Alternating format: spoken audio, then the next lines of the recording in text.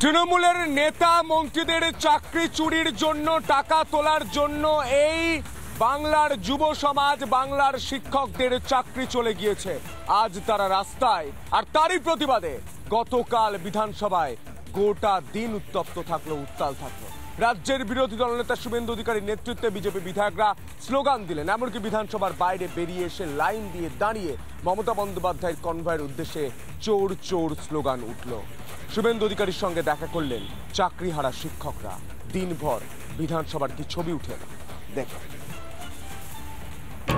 যোগ্যদের চাকরি বাঁচাতে হবে, বাংলার শিক্ষা ব্যবস্থার স্বার্থে মাননীয় মুখ্যমন্ত্রীকে বলতে হবে তিনি কোন পক্ষে আছেন, যোগ্যদের পক্ষে না অযোগ্যদের পক্ষে। ভলান্টারি সার্ভিস উনি বলেছেন, আমরা শিক্ষকতা থেকে আমাদের নেশা হিসাবে এনেছিলাম। মুখ্যমন্ত্রীর মন ভোলানো কথায় সন্তুষ্ট নন চাকরিহারারা। নেতাজি ইন্ডোরের বৈঠকের পরে শটান তারা দেখা করলেন বিরোধী দলনেতা শুভেন্দু অধিকারীর সঙ্গে। আপনারা ইন্ডিভিজুয়াল লিস্ট করুন, আমরা লয়ার আমরা আপনাদের যাকে চাইবেন লয়ার দেবো, টাকা লাগবে না। আমরা বিজেপি এমএলএরা বেতন থেকে দেবো।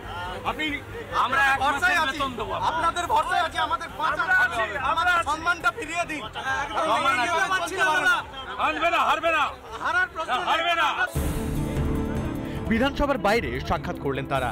যোগ্যদের পাশে থাকার আশ্বাস দেন বিরোধী দলনেতা। আইনিভাবেও সব রকম সাহায্যের আশ্বাস দেন তিনি।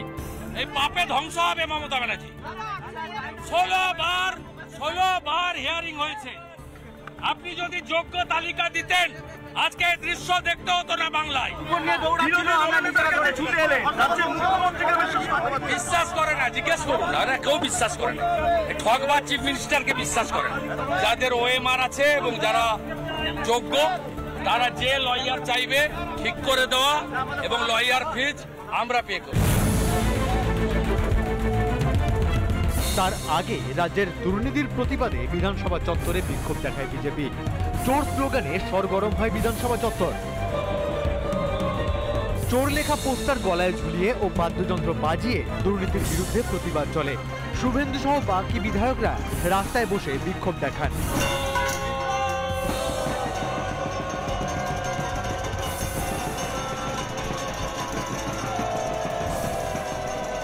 পনেরো তারিখের মধ্যে যোগ্য অযোগ্য আলাদা না হলে 21শে এপ্রিল নবান্ন অভিযানে ডাক দিয়েছেন চাকরিহারারা।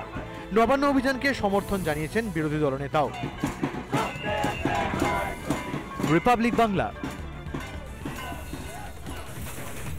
নানা ধরনের কন্টেন্ট দেখার জন্য লাইক করুন, শেয়ার করুন আমাদের ফেসবুক পেজ, সাবস্ক্রাইব করুন আমাদের ইউটিউব চ্যানেল।